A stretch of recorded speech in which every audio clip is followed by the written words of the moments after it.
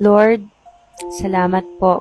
Salamat sa mga pagkakataon na di mo sinagot yung prayer ko kasi hindi pa pala ako ready. Salamat sa mga pagkakataon na hindi mo binigay yung gusto ko dahil may ibibigay ka pala na mas maganda para sa akin.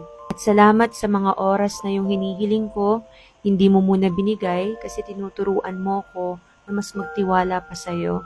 At salamat sa mga oras na akala ko hindi mo ko naririnig, pero never mo kong iniwan at andyan ka lagi sa buhay ko. Lord, palakasin mo pa ako at turuan mo pa ako na mas magtiwala.